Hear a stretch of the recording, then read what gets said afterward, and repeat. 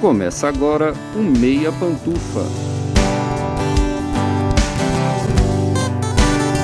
Bom dia, boa tarde, boa noite, boa madrugada, pessoal! Todo mundo com os fones de ouvido que tá começando o seu Meia Pantufa. Toda terça às 5 da tarde no seu player favorito. Eu sou o Luiz Leão e tenho aqui, como sempre, de um lado o meu amigo Gustavo Azevedo. Bom dia, tarde, noite, madrugada, Gusta. E aí, assistidores e assistidoras de filmes e séries? E do outro lado, também como sempre, o meu amigo Lucas Abreu. Bom dia, tarde, noite, madrugada, Lucas. E aí, cinéfilos e cinéfilas do Meia Pantufa? É triste porque eu acho que vocês já estão ficando acostumados com isso, mas o episódio de hoje vai ser diretão também. Então, assim, vocês já sabem, né? As pausas, os erros. Toda vez que a gente errar uma frase, uma fala, a gente vai fazer opa! E aí a gente vai deixar passar pra frente. Vocês não vão reparar, vai ser bem discreto, assim. Mas hoje a gente tá num episódio diretão e a gente vai falar sobre efeitos práticos. Mas o que é falar sobre efeitos práticos? O que é efeito prático? Por que esse tópico? Bom, eu acho que é muito claro que a gente tá escolhendo esse tópico porque a gente vem enfrentando uma crise com os efeitos visuais e com a computação gráfica no cinema.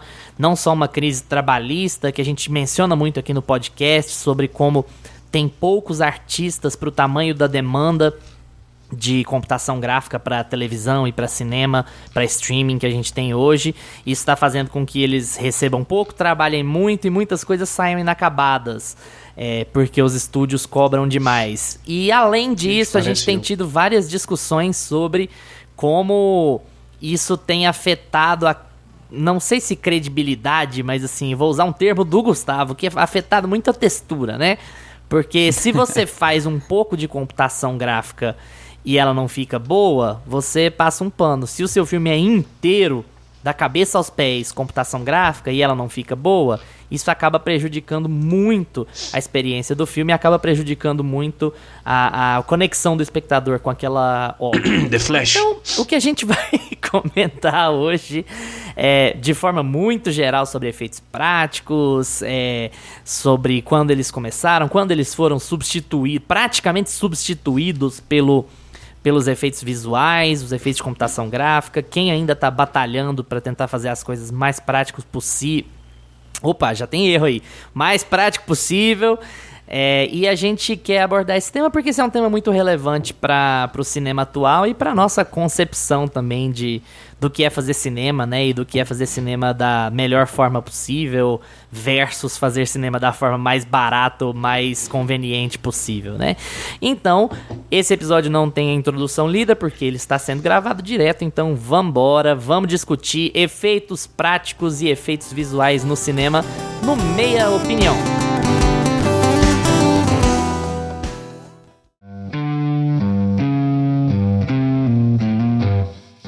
Meia Opinião.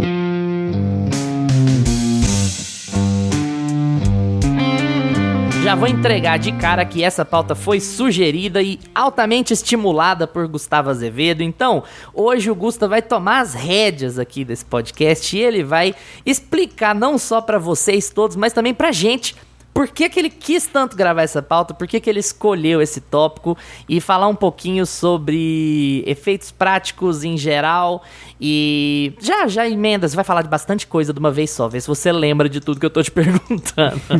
Falar assim, se você tem alguma coisa mais marcante, assim, específica, que você fala, poxa, que legal isso aqui, e acabou descobrindo que era mecânico e não computação. Depois, muita coisa pra fazer um resumo do episódio de hoje e responder uma pergunta. Manda bala, Gusta. Muito bom.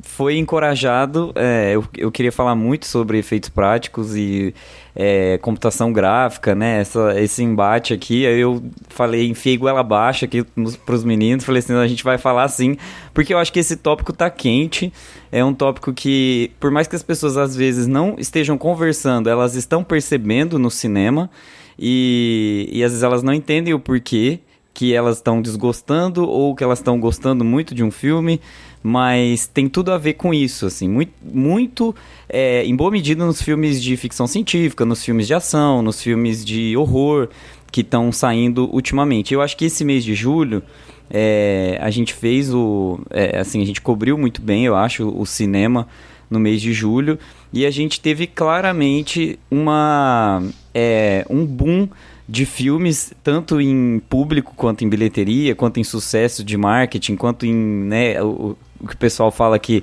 esse filme ele gerou engajamento, né? Os filmes do mês de julho geraram muito engajamento.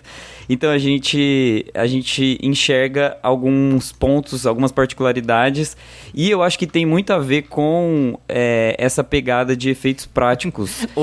Dos 4 que a gente cobriu, qual que a gente menos gostou, o que escorou mais em computação gráfica? Pode ter sido uma coincidência, mas talvez não. E foi legal que o Lucas deu a tossezinha lá pro Flash, né? Porque Flash tava vindo, assim, como o grande salvador dos filmes de herói, né? Que ia retomar o sucesso de bilheteria. Tava todo mundo esperando que Flash fizesse sucesso por ter tantos personagens icônicos voltando e tantos atores, né? O elenco é muito forte. Voltando para as telas, e não foi esse estrondo todo. E os filmes que levaram mais moral, e o filme que principalmente Barbie e Oppenheimer, né, que são os filmes que mais levaram gente para assistir, e aí de ladinho ali a gente deixa a Missão Impossível, foram esses que trouxeram efeitos práticos pra gente ver na tela coisas reais, e como o Luiz mesmo trouxe, as texturas e, sabe, os elementos reais e tudo que a gente tem de melhor no cinema.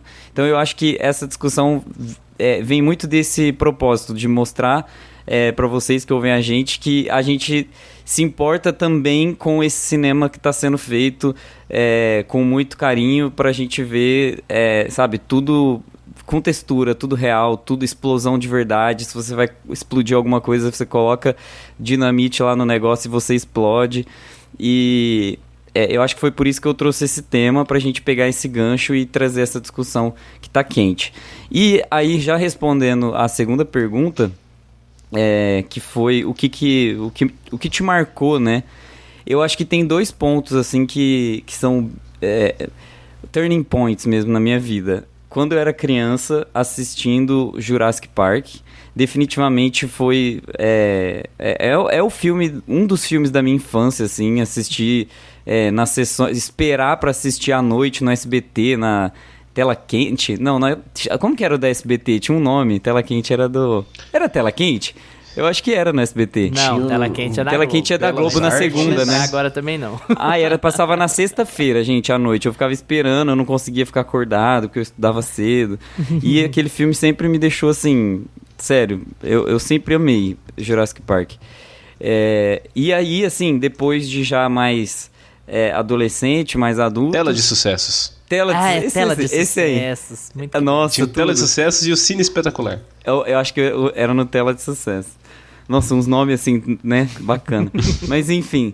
E aí eu acho que em 2015, né? Se eu não me engano, vocês me ajudam a corrigir aí, que a gente tá no Ao Vivaço, mas eu acho que em 2015 a gente teve Mad Max, do George Miller, e a minha cabeça explodiu. A minha cabeça, assim... Eu não conseguia parar de pensar nesse filme. Eu indiquei esse filme pra todo mundo. E foi uma das primeiras vezes... assim, que eu fiquei falando pras pessoas... Cara, vai no cinema, vai assistir esse filme no cinema, precisa ver em tela grande, é big cinema, big movie, sabe? Tipo, os diretores gostam de falar isso, né? Tipo, você tem que ver na tela grande. E os diretores que fazem cinema com apreço pelos efeitos práticos, eles também têm apreço para você ver aquela coisa... enorme, né? No máximo volume, na maior tela que você puder, porque tem a ver com a experiência de cinema, você se encantar pelos efeitos que estão sendo colocados em tela. Então eu acho que com o George Miller e lá atrás com o Steven Spielberg, eu me encantei assim por essa parte mais técnica do cinema. E aí eu trouxe essa pauta pra gente falar desse processo, assim, que a gente sabe que o cinema não é efeito prático só com o Spielberg. Inclusive o Spielberg trouxe novidades, né? Não só de efeitos práticos, mas novidades de efeitos visuais e computação gráfica. Mas eu quis trazer essa discussão pra gente... E eu quero saber de vocês também, né? Agora que eu tô como host deste episódio, quero saber o que vocês têm na cabeça quando vocês falam de efeito prático, o que vocês lembram. Não vale Batman Cavaleiro das Trevas, tô brincando, vale sim. Lucas, eu já quero te perguntar, inclusive, Você anda estafado de CG ou o CG ainda não te incomodou muito não? O CG geral? Eu tô te perguntando mais assim, um filme com computação gráfica nele todo, mas a computação gráfica é boa, ele tem te incomodado ou o que tem te incomodado é a baixa qualidade? E também assim, algum momento que você tenha na cabeça mais marcante de ficar impressionado com efeitos visuais ou efeitos práticos no cinema? Cara, eu acho que o que mais me irrita é realmente quando é mal feito. Se a proposta do filme é ser um filme todo de CGI, mas que o CGI é muito bem feito, você vê que tem um cuidado ali, que o que é pra parecer... Porque tem alguns filmes que eles fazem um efeito visual ali, um digital, né, um CGI, que é pra você perceber que é artificial. E tem, às vezes, que eles querem trazer verossimilhança. Então eu acho que quando ele cumpre bem a proposta que ele tá querendo trazer no filme ali, funciona pra mim. Eu não sou muito implicado com o CGI quando ele é bem feitinho, não. Mesmo que seja no filme inteiro. Mas eu acho que dá uma cansada também, né? Você ter esse filme só assim toda vez. Eu, particularmente, ando gostando cada vez mais de efeito prático.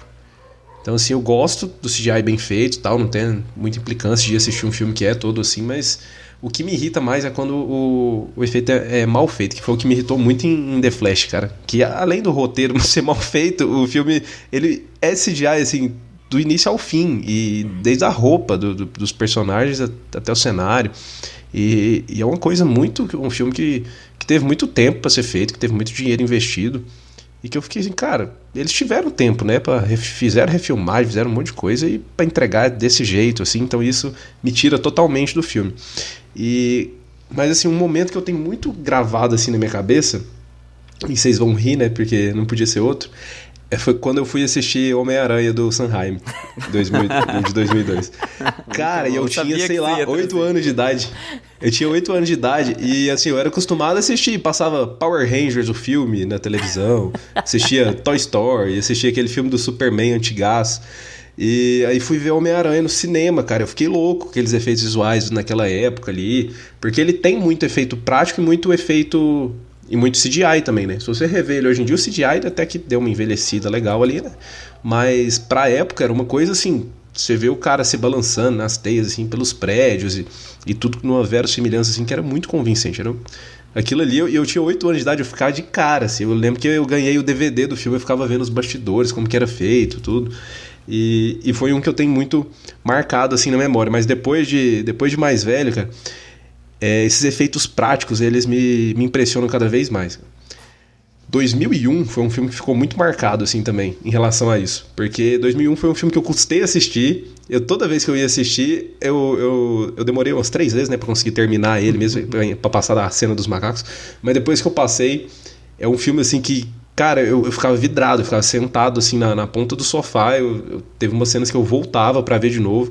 Porque é impressionante como que o Kubrick fez aquilo lá. E ali é muito efeito prático. E que fica muito real hoje em dia. Naquela época, o filme nós estamos ao vivo aqui, mas eu acho que o filme é dos anos 80 ali, não é? Não, 68. 68? Nossa, olha aí. Por isso que falavam que ele que dirigiu a ida à Lua, né? Tem esse... Não existe. Porque tem esse rolê, porque verdade. foi em 68 o filme, em 69 o Homem Pisou na Lua. E o pessoal falava assim, foi o Kubrick que dirigiu esse filmequinho aí, ó. Vocês nem foram pra Lua, não. Cara, 2001, o Gusta falou de Mad Max. Mad Max também foi um filme que eu também fiquei desse jeito, eu indicava pra todo mundo, eu queria ver ele de novo, saiu ele colorido, saiu ele em preto e branco. Nossa, depois eu queria ver de tudo que era jeito, vezes. Eu queria ver na maior tela possível, sempre que tava passando na TV eu reassistia ele, e foi um filme que ficou muito marcado também na minha cabeça por conta disso, né? Porque, cara, aquelas cenas no deserto ali, o que é aquilo? Mas eu acho que esses 3, assim, são os que mais me impressionam. O Homem-Aranha, não só por ser feito prático, né, mas de ter efeitos digitais também que me impressionaram, assim, quando eu era mais moleque. E esses outros 2 de uns anos pra cá, acho que 2001 e Mad Max foram os que ficaram mais marcantes, assim. E aí, acho que depois de 2001 e de Mad Max, que eu comecei a pesquisar mais, né, sobre... Né, quem gosta de cinema, a gente vive pesquisando essas coisas. E aí eu comecei a pesquisar cada vez mais sobre efeitos visuais, E aí foi uma coisa que me chamou muito pro Christopher Nolan, né, quando eu comecei a ver os filmes dele, cara. Porque, cara, A Origem também é um filme que... Tanto A Origem quanto o Interestelar. O Nolan, ele sempre faz, né, essa divulgação dele em cima de como que ele faz, a cena, tudo. A gente falou muito disso no nosso episódio sobre Oppenheimer, mas Em A Origem e Interstellar, cara, eu acho que ele também manda muito bem nessa... Eu acho que ele sempre manda bem em relação aos efeitos práticos. Mas foram os dois filmes dele, assim, dos últimos anos que usam de muito efeito prático, assim, que também ficam muito marcados, assim, na minha cabeça. Você Que mencionou um negócio o Nolan, legal. ele não faz só coisinhas tipo animatron e sabe, ele não é minimalista, né? Ele é over, então ele faz coisas práticas, mas ele explode tudo, ele faz um corredor gigante, de uma luta de plano de sequência dentro do corredor. O hotel de Inception, né? O hotel de Inception rodava. Aquela cena do corredor de Inception, o que é aquilo? Exatamente. Então tem essa pegada, eu acho que o que atrai, eu acho que nesses filmes que você citou, principalmente no Mad Max, que atrai muito, tem essa megalomania, né, de você deixar o cinema, deixar claro que o cinema é uma coisa grande, é uma coisa maior que a TV, é uma coisa maior do que qualquer tipo de mídia que você puder fazer. Então, não vai ser um filtro de TikTok, não vai ser não vai ser um efeito especial, não vai ser um bonequinho feito, um personagem feito que você vai aplicar, que vai resolver seu filme. Não, cinema é feito de grandes feitos, é feito de um esforço de equipe para trazer coisas grandiosas para o público. E todos esses filmes que vocês citaram aí, que o Lucas citou agora, tem essa pegada, né? E aí, tem só uma coisinha que eu queria falar antes de passar pro Gusta, porque o Gusta hoje ele vai assumir o papel do historiador. Ele ficou tão magoado com aquela piada que ele... Pra quem não acompanha, a gente tava com o Thiago Natali, nosso amigo, historiador podcaster, outra semana, e o Gusta deu uma rata de falar que não conhecia nenhum historiador e virou uma piada recorrente entre nós, né? Eu achei que já tinha acabado. Agora o Gusta tá assumindo o papel de historiador, porque nós não temos o historiador com a gente hoje, ele vai falar um pouco mais sobre efeitos práticos de coisas mais das antigas. Além de ofender os historiadores, ele vai se passar por um. Exatamente. Histórias planning.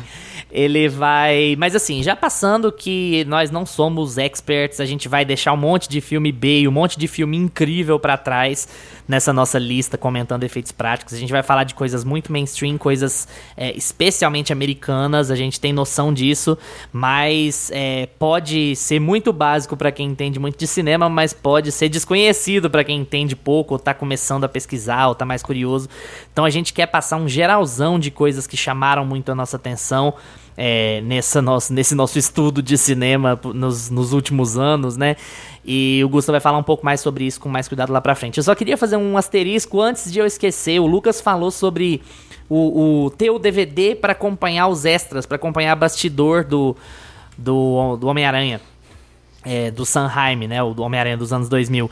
E isso é mais uma coisa que a gente perdeu com a cultura do streaming, né? Você perder a mídia física e a gente perdeu... Beleza, se você procurar no YouTube, você ainda acha uma coisa ou outra sobre filmes contemporâneos e bastidores deles, e making offs, mas você tem que ir ativamente atrás de coisas específicas na internet, e pode ser que você não ache, né? Quando a gente tinha a cultura do DVD e do Blu-ray, isso vinha dentro do DVD e do Blu-ray. E a leitura que eu faço é a seguinte: começou a ficar tão sem graça acompanhar filmes caros como making off, porque quem vê do estúdio não acha a menor graça, porque é só verde em tudo quanto é lado e pontinho na cara dos atores, que esse conteúdo passou a ser desnecessário, né? Ou ficar muito redundante. E aí esse conteúdo extra, ele não costuma ser relevante para as produções que saem, pelo menos para as produções muito grandes, né? Porque seria mais legal mostrar como é que os artistas visuais estão fazendo do que mostrar realmente como foi gravado no estúdio, né? Porque a parte legal é feita por computador. E aí poderia ser um conteúdo legal também, mas seria um outro tipo de conteúdo, né? E ao mesmo tempo que a gente perde a mídia física com essa conexão, a gente acaba perdendo a utilidade para isso também. Porque, beleza, vou ver mais um vídeo de backstage de computação gráfica. Não é a mesma coisa de eu ver o set design de Barbie ou eu ver o corredor giratório de Inception com Nolan. Que inclusive, recomendo, procurem no YouTube pra vocês verem como é que a cena da briga do Joseph Gordon-Levitt com outro carinha lá, que eu não lembro quem é, no corredor do hotel, ela foi feita. O Nolan construiu um corredor de hotel numa máquina gigantesca que girava. Então os caras tinham que brigar com o cenário realmente girando, assim. A cena é muito bonita no filme e ela acho que talvez até mais incrível de ver no backstage, sabe? Quando você vê como é que foi feita. Então... É um dos motivos pelos quais a gente trouxe essa discussão, né? Eu fazendo um resumo da minha opinião, eu acho que a gente, estou falando por nós três aqui, não por todas as pessoas do mundo, mas eu acho que a gente gosta mais de ver efeitos práticos hoje em dia, porque a gente sente cuidado. Quando você precisa gastar tempo, gastar mão de obra, gastar dinheiro, gastar estrutura, reagendar coisas para fazer uma cena que poderia ser feita mais barato e mais rápido por computação gráfica, a gente pensa, poxa, essas pessoas se importam com o que elas estão fazendo. Ou no mínimo, o diretor, o comandante da operação se importa demais com o que ele está fazendo, porque ele poderia procurar uma saída mais barata e mais rápida na computação gráfica, mas é também uma saída de menor qualidade, na maior parte das vezes. Então, esses diretores preferem construir tudo do que fazer na computação gráfica. Vocês imaginem como Barbie seria 70% pior se o design de produção, se a direção de arte fosse feita em CG, ao invés de eles construírem tudo que eles construíram e tentar elaborar tudo que eles elaboraram. É bom falar, pra quem não sabe, não tem branco na Barbilândia. A Barbilândia é toda em rosa. Então eles construíram em 10, 12, 15 tons diferentes de rosa. É esse tipo de cuidado. E assim, a Greta perdia horas e dias indo olhar e falava, olha, essa pecinha aqui vai ser do rosa tal ou do rosa tal? Esse rosa aqui vai estar em qual lugar? Isso aqui vai estar em qual parte da casa? Então, assim, quando a gente vê cineastas tomando cuidado, quando a gente tem consciência de que eles estão tomando cuidado com o que eles estão fazendo, a gente aprecia mais o que a gente tá vendo, cara. É pra mim quase automaticamente, assim. E a raiva que a gente pega de CG mal feito, não só porque estão explorando os trabalhadores, como também porque estão entregando de qualquer jeito, porque tem uma data para entregar, porque tem margem de lucro, tem planilha para preencher, porque o Bob Iger tem que comprar mais um iate, sabe? E não porque tá fazendo um negócio com cuidado para que as pessoas apreciem, para que as pessoas deem valor. Eu acho que é meio por aí, sabe? Cara, e só antes da gente passar aqui pros filmes, né, que a gente vai abordar aqui um pouquinho, o Gusta falou sobre o Jurassic Park, cara, que também é um outro filme que me impactou e que eu fui assistir ele, cara, eu já tava um pouco mais velho, assim, porque eu já tinha visto trechos dele na televisão, mas teve um dia que eu olhei assim e falei, cara, eu nunca vi ele tudo. Eu não lembro, assim, do filme mesmo. E aí eu coloquei ele, foi no começo da Netflix, só existia Netflix ainda. E aí eu coloquei ele, cara, e é um filme que funciona até hoje, os efeitos dele. E é uma coisa que me lembra muito de por que eu gosto de efeito prático, mais de efeito prático hoje em dia, né? Porque a maioria das vezes, quando a gente vê efeitos práticos hoje em dia, é o que o Luiz falou, né? Você sente um cuidado. E lá em Jurassic Park, a gente já sentia isso do Spielberg, dele querer trazer aquilo, olha, se os dinossauros existissem, como eles seriam, assim, de verdade, eu quero que as pessoas fiquem impressionadas. E toda vez que você vai no cinema, toda vez que você vai ver um filme, você quer se impressionar. Ainda mais quando é um filme que vai te mostrar alguma situação absurda, alguma situação bem ficcional, bem fora da também, realidade. Né? Muito grande, muito inatingível. Assim. Então, assim, é diferente de você assistir um drama, que você tá realmente engajado ali naquela história, você quer sentir ali os dramas daqueles personagens. E quando você vai ver uma Missão Impossível, você tá, eu quero ver a cena do Tom Cruise aí pulando de moto e tal. Então aquilo ali tem que ser bem feito, cara. Você quer ficar impressionado com aquilo, você quer que aquilo ali funcione. E aí a gente entra nessa questão aí da crise que a gente tá tendo hoje em dia. E que tem algumas coisas. Eu falei do Homem-Aranha aqui, e eu lembrei de uma coisa, cara, que se vocês repararem naquele último filme lá no Sem Volta Pra Casa, né, que tem todo mundo, que tem o Andrew Garfield, o Tobey Maguire. O Andrew Garfield e o Tobey Maguire, eles não usam a máscara de Homem-Aranha, é tudo feito digitalmente. Então chegou ao ponto da produção, do diretor, da Marvel ter preguiça de fazer duas máscaras. Uhum. De fazer duas máscaras, porque eles tinham todo um apoio, assim, tipo, por baixo da máscara, né, pra ficar o formatinho do rosto, bonito. Então os caras chegaram ao ponto de, não, põe um CGI aí, deixa ele só segurando uma máscara de paninho ali na mão, quando eles tirarem da cara mesmo, vão usar 3 ceninhas ali rápida. E, cara, fica muito mal feito. As cenas que eles estão de máscara, assim, é uma coisa muito videogame. Eu só acho impressionante como a opinião do Lucas virou sobre esse filme depois que ele viu esse filme no Disney Plus. Cara, tá na HBO, tá na HBO. Tem que pegar o episódio que a gente falou, que ele quase falou que era o filme do ano, pra agora, né? Que dó, gente. O que, tava que o tempo emocionado, não tava faz, emocionado. né? O que, que o tempo não faz? É, Gusta, experiência, você quer Cara, mas começar? eu não acho ele ruim. Não, mas eu não acho ele ruim ainda, não. Eu acho que ele tem muitos problemas, né? Que eu tava muito emocionado pra perceber no dia. Mas ele é um filme totalmente de hype. Isso daí não dá pra discordar, né? Ele tem muito erro, além de alguns falhas no roteiro, ele tem muito erro de CGI e é um filme totalmente do evento, né? Do hype. Gusta, começa aí a sua jornada, Gusta. Explica pra... A gente tem uma lista bem grande aqui na nossa frente, nomes nos papéis. Papel não, né? No Google Docs. Mas Digital. explica aqui pra gente como que você concebeu isso aqui. Por onde você quer passar pra gente falar de efeitos práticos e tal. E vou te dar um gancho muito legal, assim, gancho muito de professor, ó. Você acha que a história dos efeitos práticos é separável, é dissociável da história do cinema? Ou elas andam juntas desde que o cinema é cinema? Eu acho que principalmente quando a gente está falando de cinema de ficção científica, de cinema de ação, você usou até um termo, né, de cinema de grande escala. Quando você quer mostrar coisas que são grandiosas e coisas que não são facilmente reproduzidas, coisas facilmente encontradas na realidade, você vai precisar reproduzir coisas que estão na imaginação de alguém, de um diretor de arte, enfim, de um cenografista, alguma coisa assim que precisa ser palpável, né?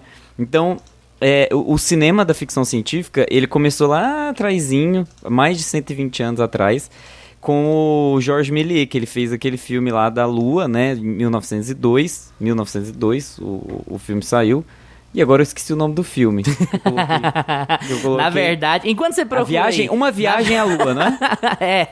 Na verdade, eu comecei com a lista e esqueci o nome do primeiro filme. Na verdade, o Méliès era mágico, né? O Méliès levou prestidigitador.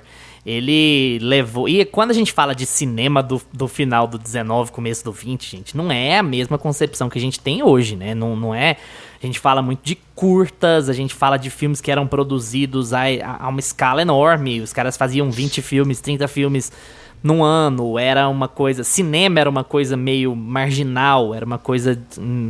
De áreas mal frequentadas, não tinha essa visão que surge algum tempo depois, né? Essa grande indústria. Era uma coisa feita por experimentadores e o Méliès era um mágico e que ele usava toda essa prestidigitação no cinema. E ele usava todos os recursos que uma filmagem poderia dar para ele para transpor imagens, para fazer cortes, para fazer cenas de mágica feitas com cinema, para mudar a posição, mudar a orientação, para enganar, para iludir, como um bom mágico faria, né?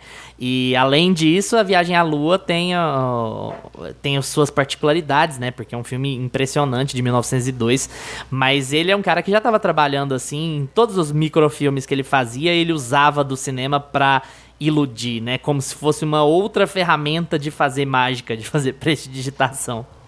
E no fim das contas o cinema é um pouco assim, né? É um processo de ilusionismo, é um processo de encantar pelo diferente, pela ousadia, e os efeitos práticos eles já estavam aí desde o começo. Então ele fez uma lua de stop motion que levava um tiro lá, chegava alguém e machucava ela e dentro de uma navezinha, né?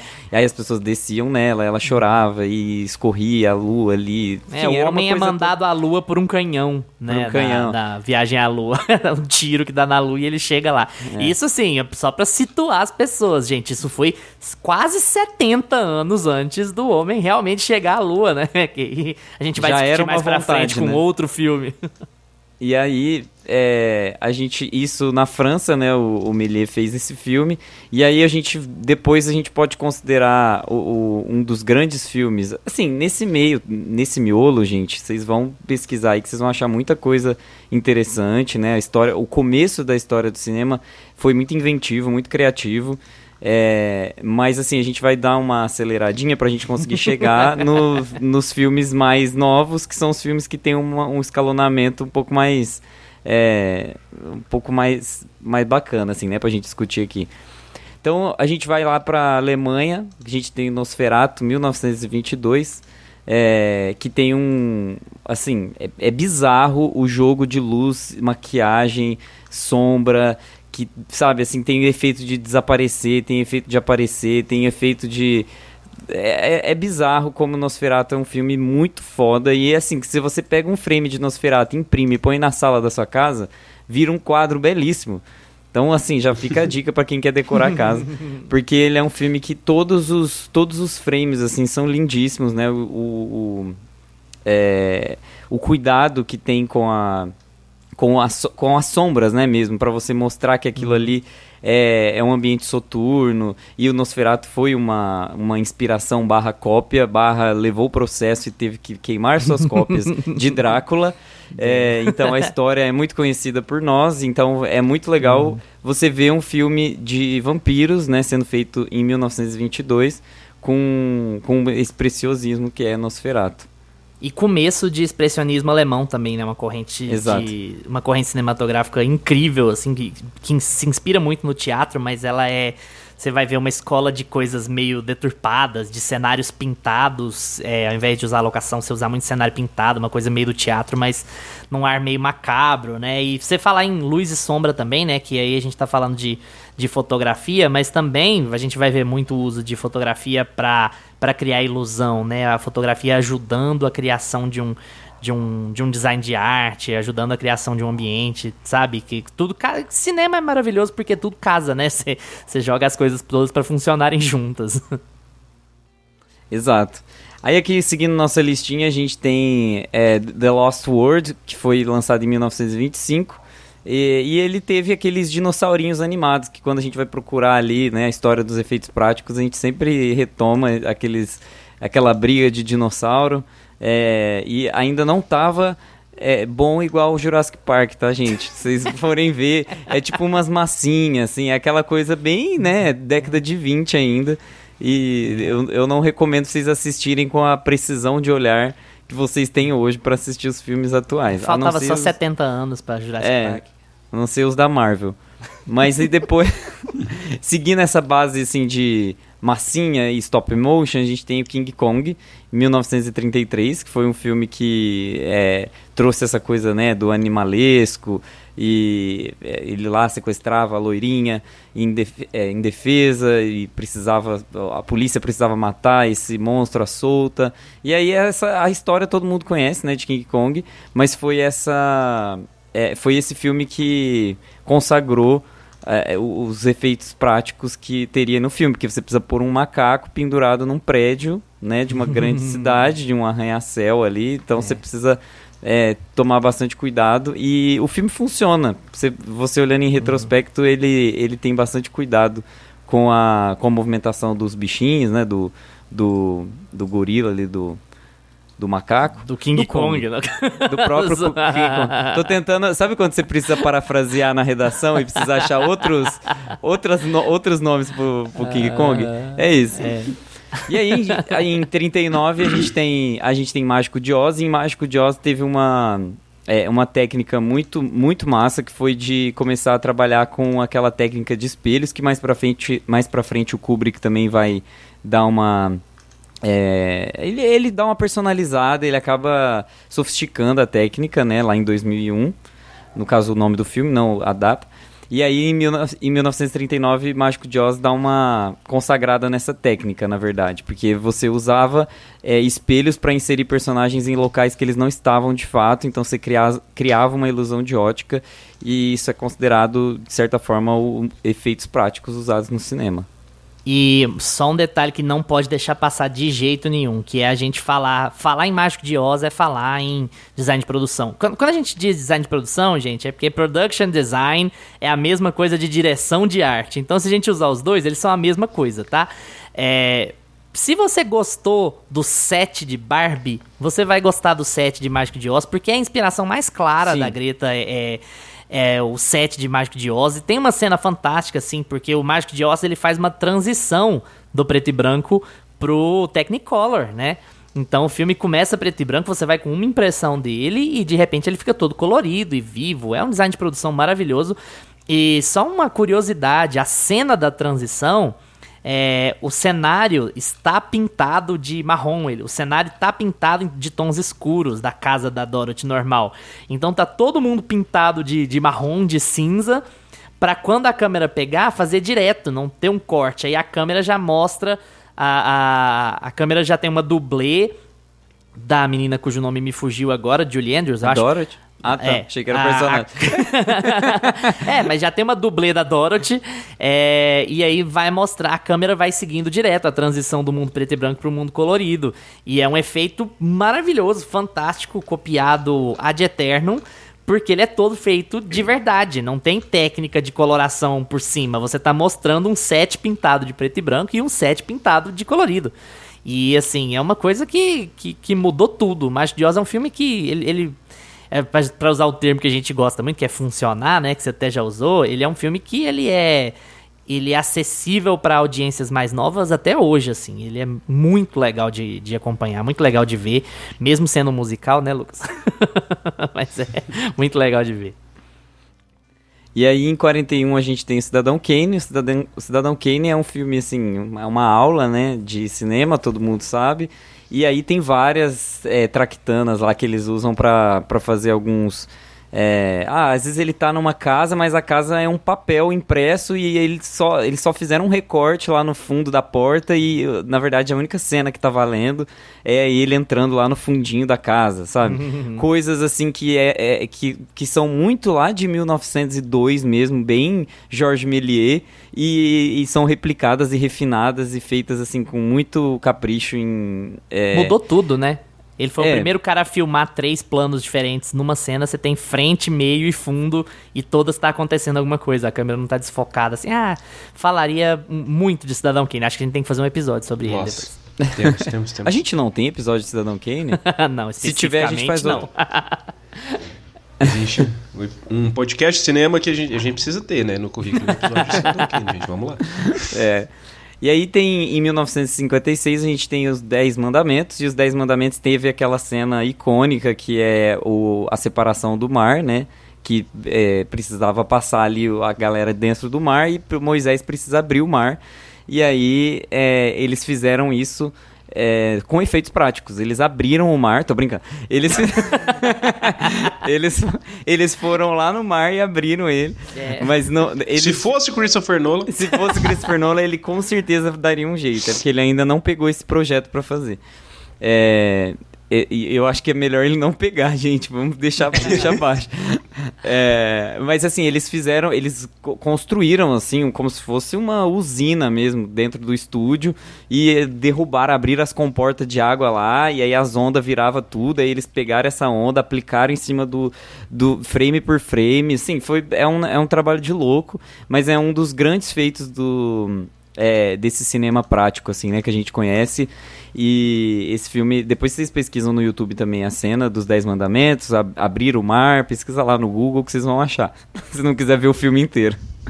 E aí a gente chega assim, eu acho que agora a gente começa a chegar no suprassumo das coisas e do refinamento de tudo, porque o cinema começa a pegar fogo com 2001, Uma Odisseia no Espaço, que é um filme de 1968, e o Kubrick, ele era bom em tudo que ele fazia, ele era incrível, ele é um negócio assim de louco, todo o filme dele é muito foda.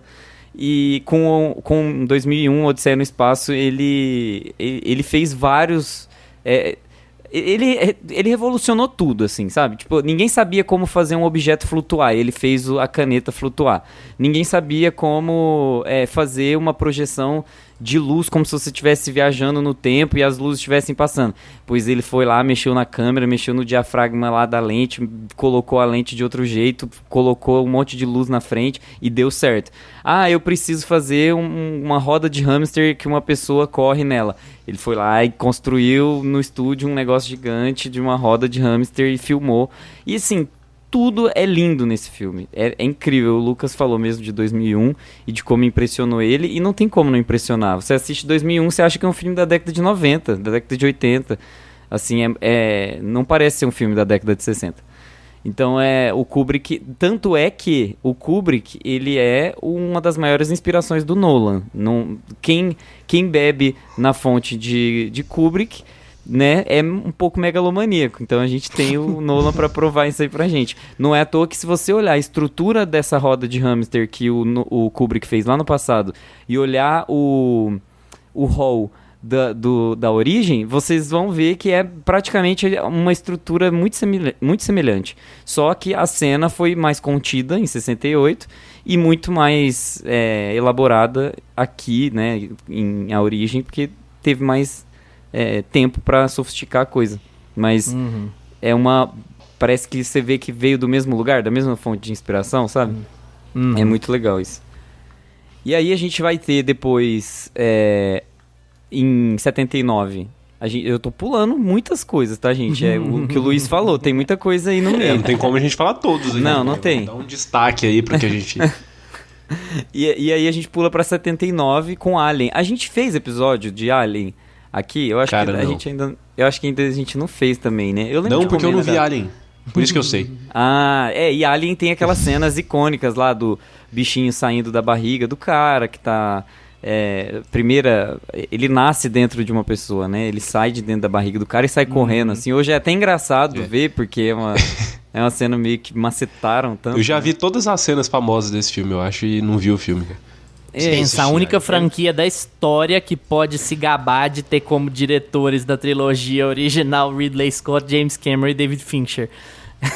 E foi a trilogia original que usou efeitos práticos, inclusive, porque depois se você for comparar o Alien de 79 com o Alien lá de 2017, o Alien de 2017 ele é todo de computação. Todo não, né? A maioria é computação gráfica. Então, se você pegar os dois filmes para comparar, você fica surtado, assim. Você vê a diferença clara, o bicho brilha muito mais do que os atores, aí começa a ter aquelas diferenças de textura que a gente tanto fala aqui, que, é falso, eu não preciso ter medo, sabe? Se o ator não teve medo, porque ele não estava contracenando com nada, com o vazio, por que eu tenho que ter medo, sabe? Tem muito disso. E na mesma onda tem o Predador, né, que é do mesmo ano. Aliás, o Predador vem em 1987, uma década depois.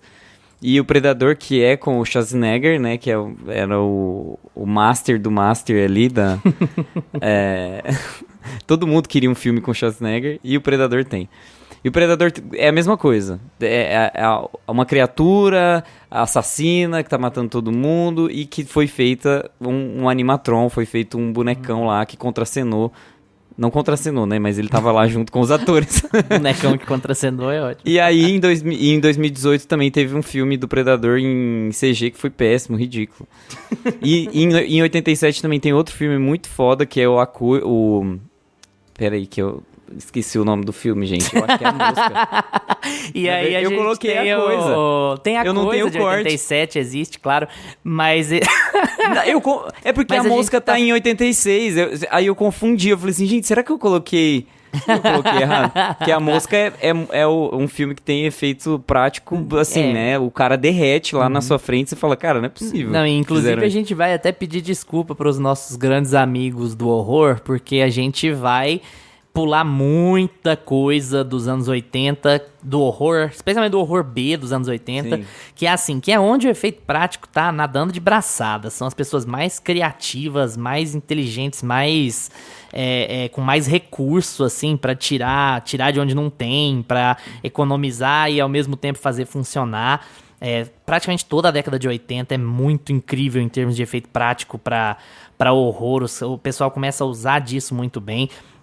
O Gusta colocou aqui Scanners do Cronenberg, mas assim, praticamente toda a filmografia do Cronenberg, de horror vai ser, corporal, né, Scanners, e tem também, evidentemente, o Carpenter com o Enigma de Outro Mundo, que é o The Thing em inglês, que é, assim, é uma coisa inacreditável o que ele consegue fazer, porque a própria ideia do Enigma de Outro Mundo, ela é de... A coisa pode tomar, o inimigo, o monstro lá, pode tomar a forma de qualquer coisa. É tipo o Jezonel, mestre do disfarce, no Irmão do Jorel. É assim, qualquer coisa pode ser a coisa. Então, o como fazer... O Carpenter é maravilhoso, né? Mas assim, o como fazer... beleza, essa mesa de repente vai começar a derreter, ela vai virar um monstro. Essa pessoa vai derreter e vai virar um monstro. E o cuidado com que ele faz isso é impressionante, assim. Fazer um filme funcionar com esse perigo absurdo, né? Que você simplesmente nunca sabe o que é o inimigo, aonde tá o inimigo. E o efeito prático ajuda demais a você sentir o peso dessa obra, assim, E talvez seja o auge do efeito prático no horror, seja o Enigma de Outro Mundo, sabe? Embora a gente... Talvez também seja uma heresia, porque a gente tem filme demais que trabalha isso muito bem. O próprio Exterminador do Futuro 1, que o Gusta esqueceu de colocar aqui na lista, né? Que é, assim, um trabalho de baixo orçamento, relativo baixo orçamento de James Cameron. Ele ainda era um diretor, praticamente um diretor indie, assim.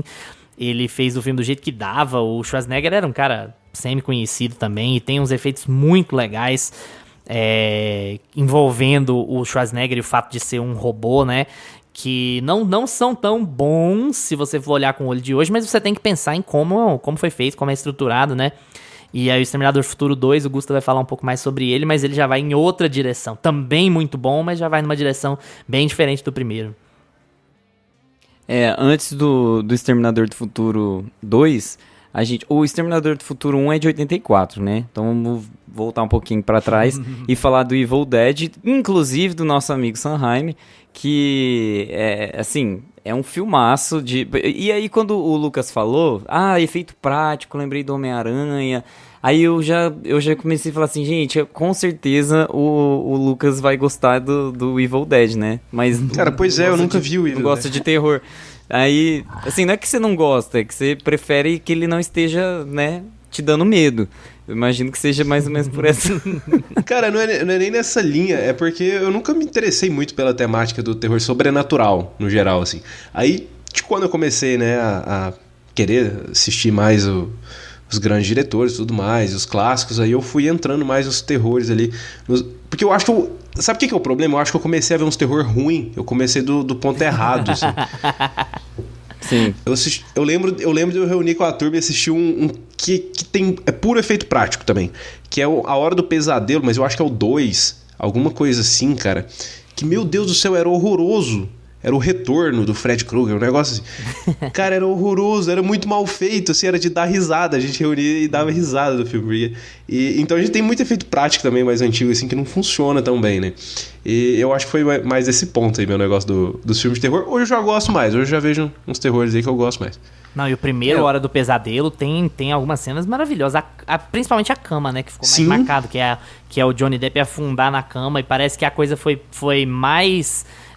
pesada do que eles imaginavam, o efeito prático, então ficou mais assim assustador do que o que estava planejado, mas eles só tinham uma cama para fazer, é o que for, vai, e ficou melhor ainda do que eles imaginavam, apesar de ter ficado um pouco perigoso, porque a coisa não estava tão bem controlada assim quando eles montaram a cena.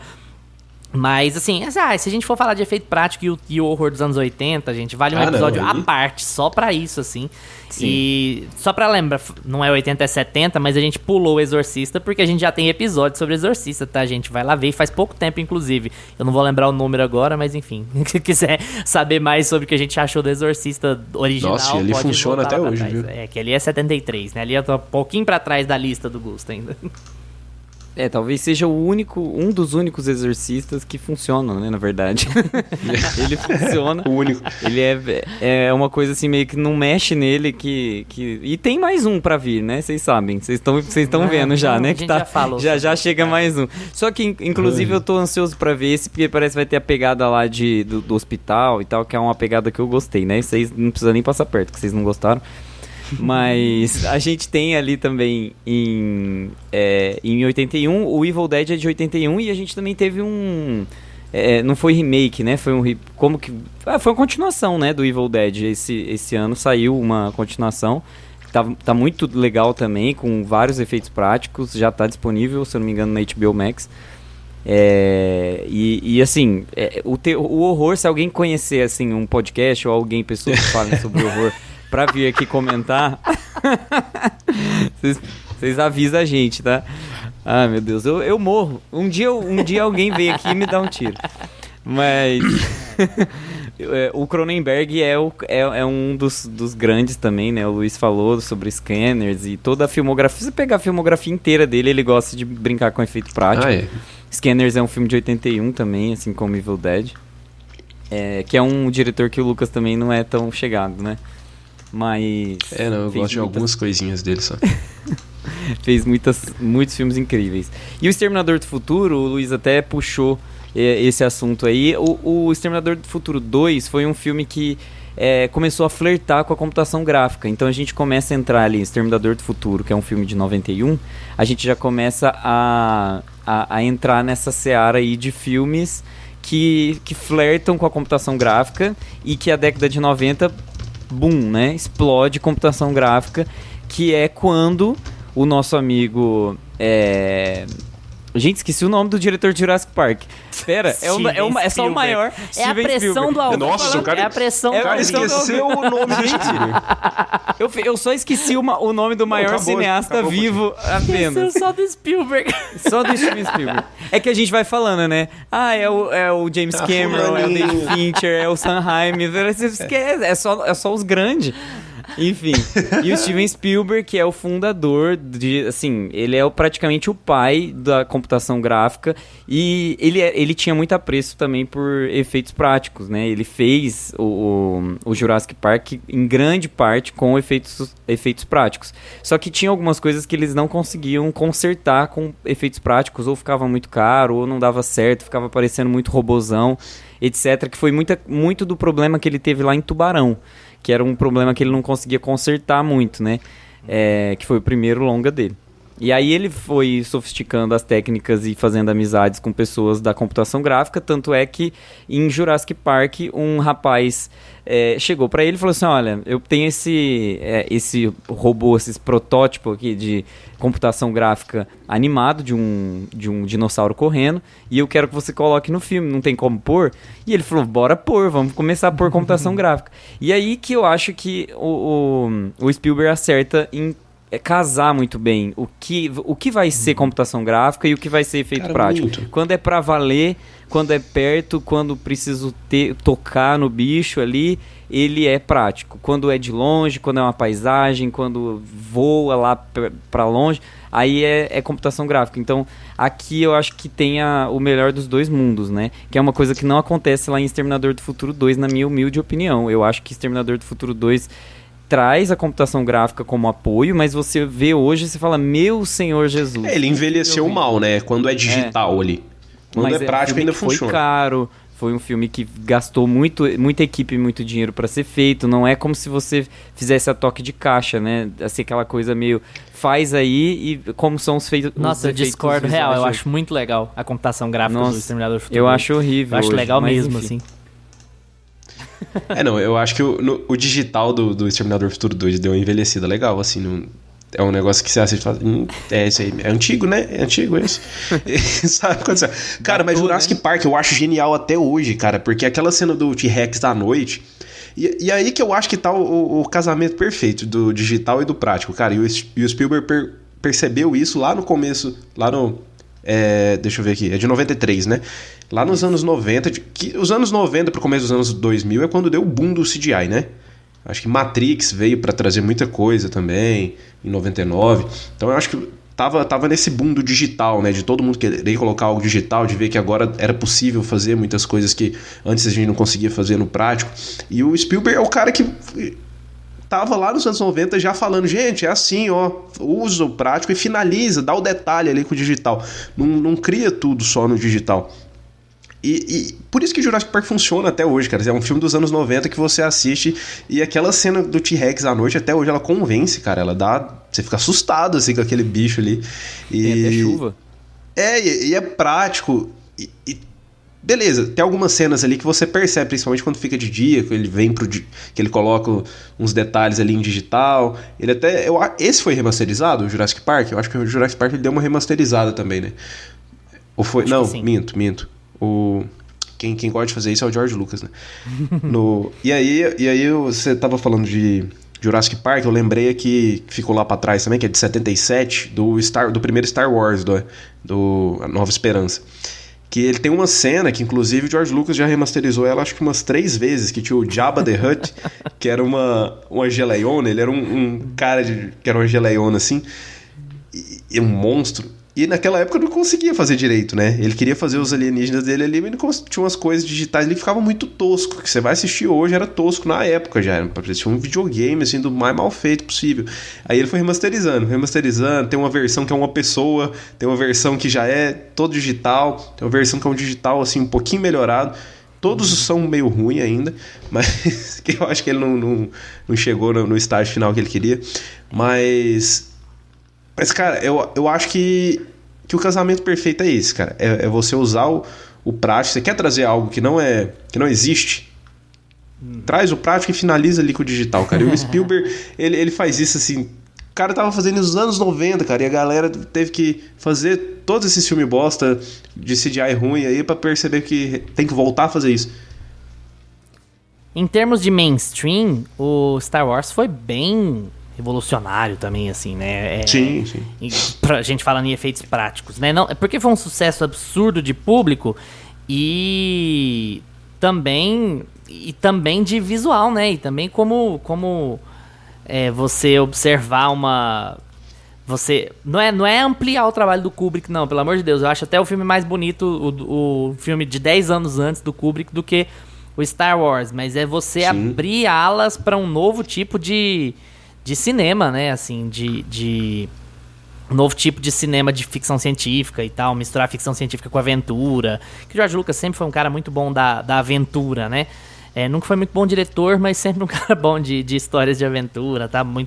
Sempre muito legais, sempre muito coisas assim. Então é um filme que acabou pesando muito positivamente, porque ele foi um sucesso mainstream e ele também trouxe muita inovação visual, né? E acabou virando um parâmetro tanto para história quanto para visual, para muita ficção científica que veio depois dele, né?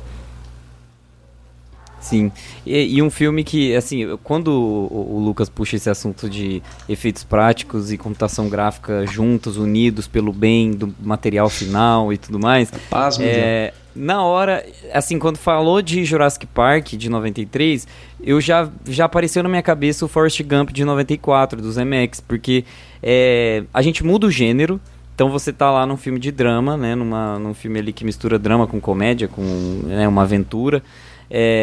E ao mesmo tempo ele tem a computação gráfica, ele é um filme que ele é todo feito praticamente, né? Mas ele entra com efeitos com computação gráfica para ajudar a contar a história em determinados momentos. Então tem aquele momento lá que ele vai fazer o discurso e tem uma multidão, então você vai lá e replica a multidão e faz aquela coisa toda funcionar. Você tem a parte que ele tá nos momentos históricos lá, né? Falando com o John Lennon, dando a mão pro presidente, vários momentos. Cara, eu acho muito assim, boas legais. essas cenas até hoje.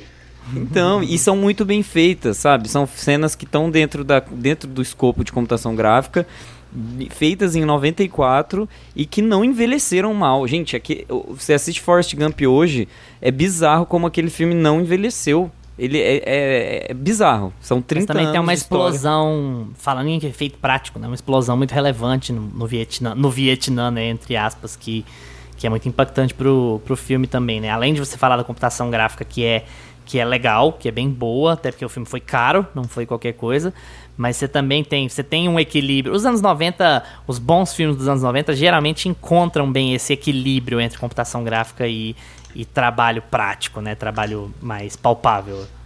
Acho que é porque a gente vivia uma fase também ali nos anos 90 que meio que descobriram o efeito visual digital aqui, né? Descobriram o CGI, mas a gente sabe que é limitado, que a gente não consegue fazer. Então vamos tomar cuidado para não ficar tosco, para não ficar estranho no filme.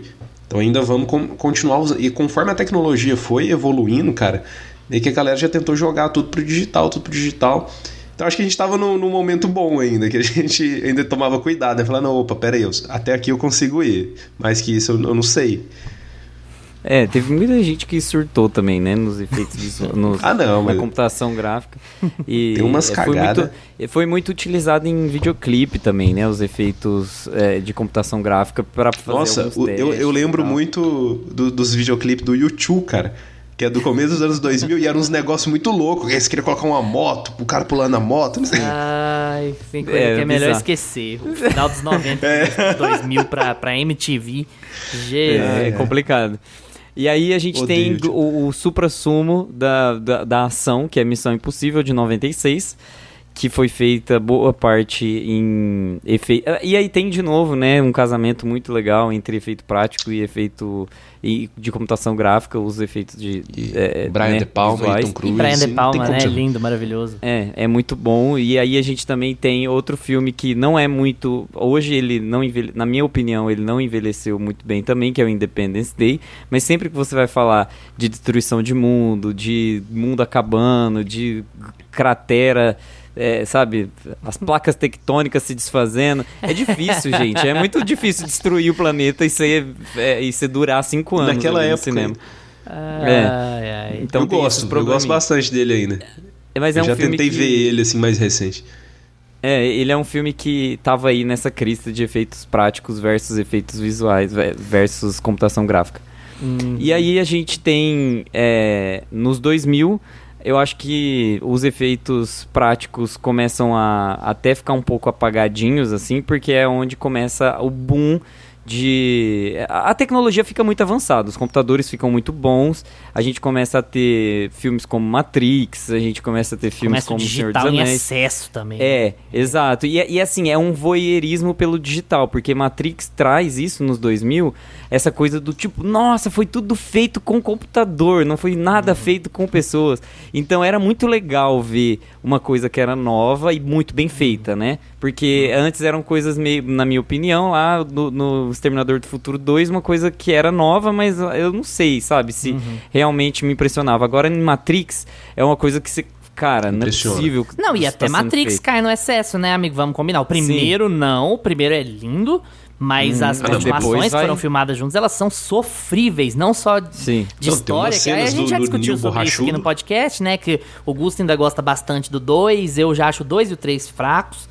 Mas, assim, quando chega no terceiro filme, o visual, assim, tem coisa que eu acho legal, assim, tem coisa daquela batalha zona lá que eu acho divertida, mas, assim, tem coisa que tá muito feia no terceiro Matrix, assim, muito, muito feia mesmo, sabe? É pior que videogame. E também, Matrix também foi na onda do pecar pelo excesso na computação gráfica nos anos 2000, né? O pessoal achou que podia tudo e que ia dar tudo certo, e aí você tem até uma bobajada lá do Pierce Brosnan de 007 nadando numa onda. Gente, é uma cena tão horrível. Depois procurem no YouTube, nos Watch Movies. Já vi isso, cara. É um negócio, assim, que dá uma vergonha alheia. Horroroso. Assim, como é que vocês soltaram isso pro público ver, cara? O Pierce Brosnan tava melhor de Centauro lá no Percy Jackson do que surfando aquela onda de James Bond lá. Misericórdia, isso aconteceu. E foi efeito prático ou foi computação? Efeito prático. Puseram ele dentro de um corpo de um cavalo. Metódico. Até parece, né? Que ia rolar isso. Cara, acho que o Gusta já ia puxar, mas eu vou atropelar ele aqui já, cara, porque começo dos anos 2000, Senhor dos Anéis, cara, quando chega no Duas Torres, né, que é onde a gente tem mais a presença ali do Gollum, principalmente. Sim. Cara, aquilo lá foi um boom, assim, que virou matéria de revista, virou reportagem no jornal. Todo mundo tava falando sobre aquilo, cara. Foi uma coisa muito revolucionária, assim, na época também, eu lembro. Porque ele ficou muito real, assim, pro que a gente tinha de tecnologia na época, né? Todos os movimentos. Ele era um personagem todo digital ali, que tava em boa parte do filme, né? Porque antes a gente tinha umas coisas muito pontuais, né? A gente não... Ou o filme era 100% animação, ou o filme era... Os efeitos eram usados ali para algumas cenas de ação, algumas coisas que tinham que acontecer na trama, mas você ter um personagem 100% digital interagindo assim com personagens reais, e que era para ser verossimilhança, né? Não era para ser um Space Jam, por exemplo. Cara, foi uma coisa que eu lembro que foi um boom, assim, que revolucionou, assim. Porque antes a gente tinha ali, ó, Roger Rabbit e Space Jam, né? Que é o que misturava, né? Desenho com... Porque é tosco por querer, né? Tipo, é um cartoon dentro de um mundo real, então não Smurfs tem problema. Do Neil Patrick Harris. Sim, é um outro exemplo. Eu gosto do Senhor dos Anéis. Assim, o Peter Jackson, ele mora no meu coração. Senhor dos Anéis é um dos meus filmes favoritos, eu sempre falo isso. E eu acho que Senhor dos Anéis tem o auge do que o Spielberg fez lá em Jurassic Park. Eu acho que em Senhor dos Anéis tem uma junção muito forte de prático com computação, porque eu acho que assim, se a gente for olhar na história do cinema, Senhor dos Anéis é um dos filmes mais desafiadores, é um dos filmes que mais exigiu de produção e elenco e direção de arte, que já foi, sabe, que já foi produzido, que já foi feito na história. É um filme que os atores passaram 2 anos e meio gravando um atrás do outro, um filme atrás do outro, as sequências de ação são incríveis, longas. As batalhas são muito bem feitas, elas geram emoção do começo ao fim. Eu não vejo cena que não funciona em Senhor dos Anéis, sabe? E Senhor dos Anéis e Fundação tinha um caráter assim de deveríamos adaptar. Tanto que Fundação demorou demais pra adaptar, né? E todo mundo tinha muitas dúvidas sobre o trabalho do Peter Jackson também. A gente já falou sobre isso uns episódios atrás, que a gente mencionou o Senhor dos Anéis. Eu não vou me lembrar agora em qual episódio, mas a gente falou bastante sobre isso, né? Era uma coisa assim, era um monstro gigantesco pra se adaptar. Dá pra adaptar bem feito, dá pra ser fiel ao livro e trazer uma obra legal, trazer esse mundo, esse universo pras telas. O Peter Jackson conseguiu. O David Goyer não tá conseguindo com Fundação ainda. Mas Fundação também é estruturado de forma bem diferente, assim. Mas são esses 2 monstros que as pessoas sempre tiveram receio de adaptar, porque tinha uma fanbase muito forte e era muito difícil errar, né? E o Peter Jackson não erra. Ele tem um filme que a gente discutiu um pouco, que vocês falam que o CGI envelheceu, que vocês não gostam muito do Gollum hoje, eu ainda gosto. Mas assim, que ele é um filme que ele ainda é plenamente épico, ele ainda tem o tamanho e o peso que ele tinha quando ele saiu 20 anos atrás, assim, sabe? Vai ser muito difícil superar isso. A série do Prime aí tá aí pra provar que não é só dinheiro, cara, é o jeito do fazer e o cuidado com fazer. E é por isso que a gente tá fazendo esse episódio aqui, inclusive, né? Pra falar que não é só dinheiro, é o como fazer, é o de que jeito fazer e como você vai casar os seus efeitos, sejam eles práticos ou visuais, com o que você precisa contar, com a história que você precisa contar, não é? As coisas não andam sozinhas no cinema, essa é toda a graça, né? Produção, direção de arte, fotografia, efeito visual, efeito prático, direção, tudo tem que andar junto. Senhor dos Anéis é aquele filme que eles têm o cuidado de... Por exemplo, eles poderiam fazer os hobbits, que são menores que os humanos, os elfos, etc. Eles poderiam ter feito aquela coisa meio Chapolin, sabe? Pega o ator, encolhe o ator, põe ele pequenininho do lado do ator grande. Eles não fazem isso, cara. Eles têm 3 formas diferentes de fazer aquilo funcionar. Eles colocam o posicionamento do ator diferente pra ele ter uma escala diferente na tela. Aí o outro usa dublê. Aí na outra cena vai fazer um enquadramento diferente. E aí eles precisavam fazer os cenários para cada uma dessas cenas, né, dessas formas de fazer o filme funcionar. Aí eles precisavam construir 3 cenários diferentes. É esse tipo de... O Luiz falou assim, não é só ter dinheiro, é ter dinheiro e saber usar o seu dinheiro, sabe? Pra encantar no cinema. Porque Senhor dos Anéis é um filme caríssimo também, não, né? A gente não tá falando assim, é muito fácil fazer efeito prático. Gente, é caro pra caramba. Vocês já tentaram comprar um carro e explodir ele?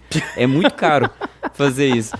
Então, eu não sei se tá no orçamento de vocês aí, mas é bem foda fazer isso. Então, você precisa ter essa noção de que o que vai ser, o que vai ficar na tela é uma coisa que tem que encantar, né? E aí, a gente entra em 2007 com ele, o mais temido de todos, Transformers.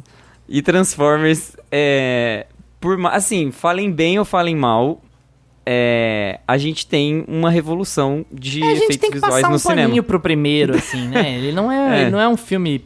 Ele não é um filme podre que tá só querendo ganhar dinheiro em cima de uma marca ainda. Ele é um filme de um diretor podre alma, né? Que tá fazendo a coisa de um jeito funcional, assim, sabe? Eu acho que vou dizer que eu gosto, alma, não. É um pouco demais falar que eu gosto, mas é um filme. O primeiro Transformers é um filme. O resto... É um filme. É um dos filmes existentes. Nossa, é muito... O trabalho do Luiz pra Transformers, assim, é inexistente, né? Ele nem quer... Ele não quer nem discorrer. Ele já tá aqui, tem que passar um pano, mas assim, não vou nem... Não, mas eu passo um pano pro primeiro também, pro Transformers, porque eu lembro que eu era adolescente, lançou, e eu já tentei resistir, e é uma bosta, mas eu lembro que me impressionou muito do ponto de vista dos efeitos visuais, assim, de caralho, nossa, esses carros que viram robô. Porque eu achava... Eu não tentei reassistir, né? Mas eu achava bem verossímil, assim. Eu achava que funcionava muito em tela. Porque eu não sei se é porque eles são metálicos, né? Então talvez seja mais fácil, assim, de conciliar, assim, com as pessoas reais que estão em cena. Mas em termos de... Tirando direção, roteiro, todo o resto, em termos de efeitos visuais, foi uma coisa muito impactante, assim, pra época. Se você for na ordem, objetos inanimados, assim, né, carro, robôs, coisas metálicas, são mais as primeiras a serem facilmente desenvolvidas com CG, porque você não vê aquelas criaturas e aquelas formas o tempo todo, então seu cérebro não fica tentando adaptar aquilo para a realidade que você é acostumado a viver. Diferente, por exemplo, que a gente teve o filme do Indiana Jones agora, em 2023. O Luiz já falou isso pra gente. Ele não gostou de várias cenas que o Harrison Ford aparece lá com o rosto reconstruído, com as expressões faciais que estão belíssimas, mas mesmo assim, a gente olha e fala, cara, eu vejo o rosto todo dia e esse não é um rosto, sabe? É estranho. É uma coisa que até agora não tá muito bem feita, porque a gente não consegue se enxergar naquilo. E no Transformers é um pouco disso, né? É um pouco de você, é um robô, e aí eles ganham acho que na complexidade, Transformers tem essa pegada de como a gente vai fazer um carro se transformar em um robô. Aí ele ganha na complexidade desses processinhos, assim, que aí a engrenagem... aqueles barulhos. Não, é uma bagunça que acontece. Você não consegue acompanhar, então... Aí você fala assim, essa parte que eu perdi, foda-se. Deixa o bicho virar robô. Aí hoje já tem gorila. Você fala assim, meu Deus, eles foram longe demais, os Avatar. Mas os Avatar não, que Avatar é o próximo filme. Os Transformers. Avatar de 2009, já peguei o gancho. E eu acho que tem um pouco dessa pegada, né? Óbvio, assim, James Cameron é o cara, né? Ele dos efeitos visuais, a computação gráfica está entregue às mãos dele. Porque o cara investe todo o dinheiro dele pra salvar o planeta. CGI is your passion. E fazer CGI. Então Avatar funciona muito, mas eu ainda falo que... Por que funciona? Porque você não consegue se relacionar 100% com aqueles personagens, sabe? Ainda são criaturas. Então ele fez uma escolha muito boa, assim. Ele não quis reconstruir personagens humanos com CGI. Ele criou todo um mundo ficcional que é inspirado num mundo humanoide, né? Mas que ainda se beneficia dessa parte. Porque se você vê o Avatar de 2009 hoje, ele ainda tem uma transposição assim de tempo que você fala, poxa, esse aqui eu acho que eu prefiro o último de 2022, né? Você fica meio assim, o efeito CGI, gente, envelhece. É uma coisa que vai acontecer, porque alguns envelhecem na hora que é lançado já, tipo Cats. Exato, tem uns que já nasce morto já. Já nasce morto. E aí a gente tem também nessa década. Eu acho que assim, pra voltar um pouquinho até pro terror, porque o Luiz falou bastante sobre os efeitos práticos terem nascido e terem se desenvolvido muito no horror.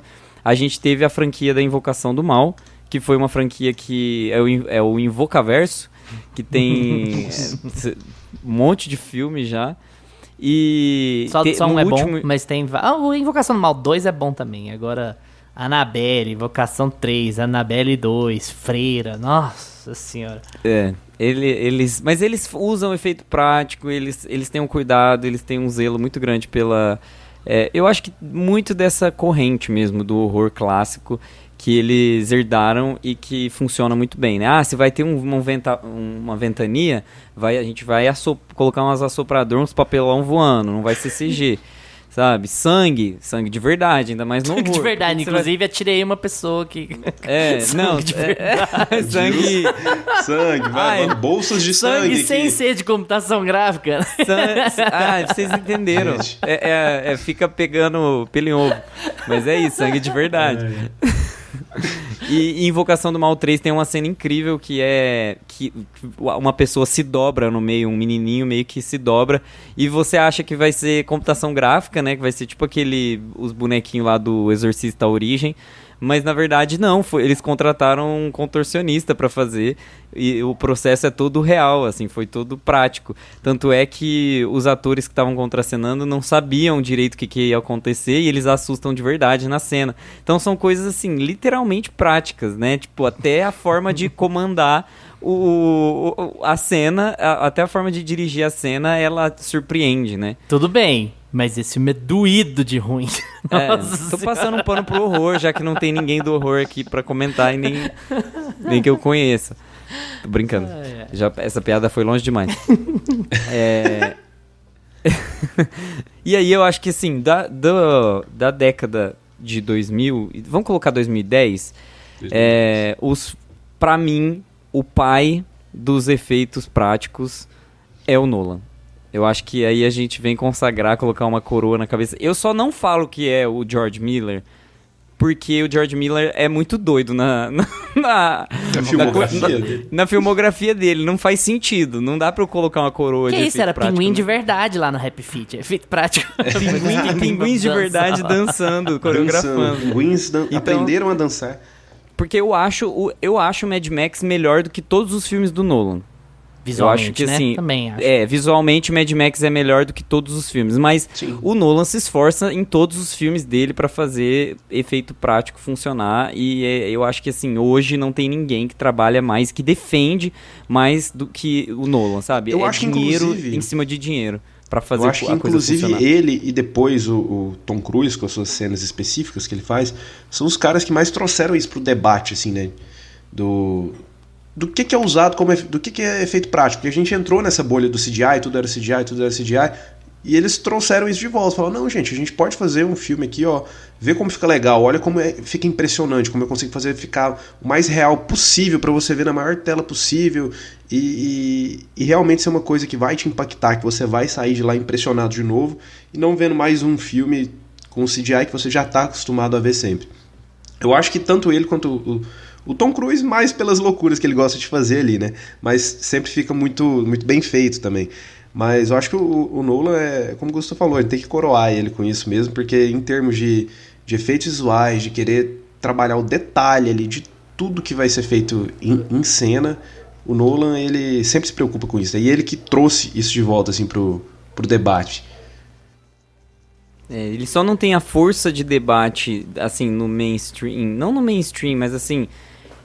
eu acho o Tom Cruise mais pop, sabe? Ele tem rede social, ele tem rede social.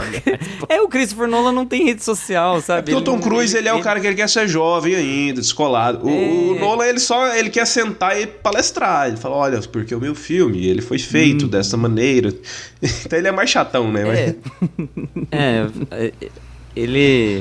Ele é britânico, ele tem aquela coisa mais simples, assim, né? E aí eu acho que tem o Tom Cruise, ele vai mais pra frente da discussão e ele pega uma veia mais pop. Mas os dois estão defendendo o que a gente quer, então a gente tem que deixar lá os dois defendendo a gente. Mas de fato eu dou a coroa pro Nolan, porque a gente já falou aqui de vários filmes dele, mas eu acho que os principais, os grandes, assim, são A Origem, Interstellar, Tenet... E agora com Oppenheimer, né? Mas eu acho que Oppenheimer é mais pelo IMAX e mais pela forma de filmar do que pela impressão que aquilo gera na tela. Eu acho que os 3 anteriores que eu falei são os maiores, assim, de efeito prático. E o Nolan, mas ele sempre, desde antes de Oppenheimer, ele sempre gostou de explodir as coisas, né? Porque eu reassisti semana passada. Agora o Michael Bay não pode, né? Se o Michael Bay explode, é ruim. Agora se o Nolan explode, tudo bem. É que o Michael Bay explode e leva a câmera e fica balançando ela assim, né? Aí o Nolan fala, não, vamos posicionar a câmera. O Michael Bay mostra uma modelo de baixo pra cima com a explosão lá no fundo e a câmera focando nas pernas dela, assim. É isso que ele gosta de fazer. É um clipe da Rihanna? O Nolan um pouco mais assim. Parece Shut Up and Drive da Rihanna. Mas Cara, um filme do Nolan. Eu reassisti o Cavaleiro das Trevas semana passada. A gente começou a conversar sobre esse filme aqui em casa e a gente falou, não, vamos ver de novo. Cara, é maravilhoso ainda. Mas... Pela 8ª vez. Pela 8ª vez. Cara, o Nolan explode um hospital, ele derruba um caminhão de cabeça pra baixo, e é tudo muito bem feito, assim, no filme, cara. Até tem algumas cenas ali com o Batmóvel, tem uma cena no túnel que tem um tiroteio, tem uma cena com aquela moto lá do Batman, que é quase tudo prático assim mesmo, cara. Essas primeiras que eu mencionei, eu acho que do Batmóvel e da moto ali tem algumas coisinhas ali que são digitais, mas no detalhe ali, mas é tudo efeito prático.